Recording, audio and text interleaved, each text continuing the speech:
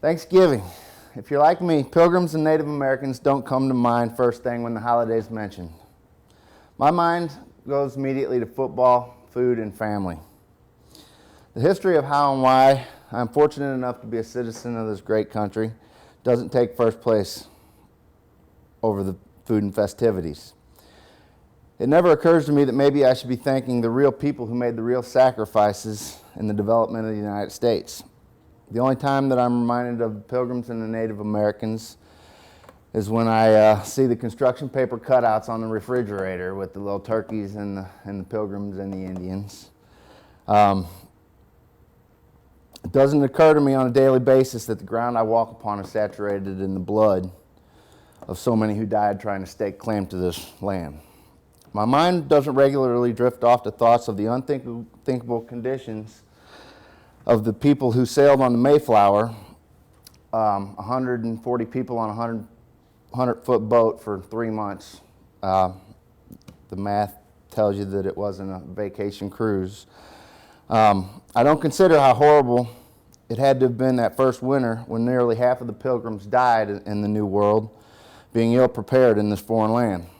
I especially can't imagine how fearful those Pilgrims had to be as their numbers dropped to such a low number that they would be easy prey for the so-called savages who shared this new land with them. It's not hard to believe that the Pilgrims had to have thought that things would be extremely hopeless before their relief came from an unexpected direction. The savages, or more accurately, the natives, came to the Pilgrims' rescue. It's no doubt that the natives could have finished off the Pilgrims and remained pure as the inhabitants of North America. We all know that didn't happen.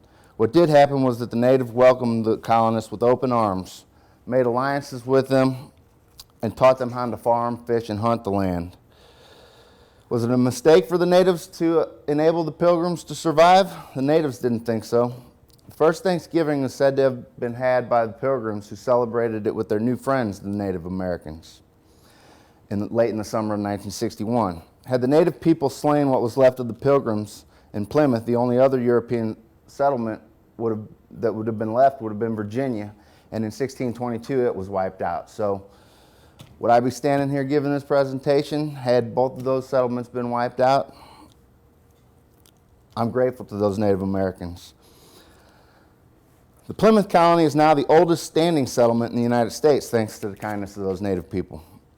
Their kindness, in part or in whole, helped to ensure Western expansion by the Europeans, and also it helped to ensure the extermination of their own culture. My message today is that we should not be thankful of the genocide committed against the Native Americans, but we should be thankful and mindful of those who bled on the pages of American history. Let us not let history repeat itself. As we endeavor to expand the reaches of the universe, let's be thankful that we got a chance to inhabit this earth, and let's be kind to each other and those we have not met yet.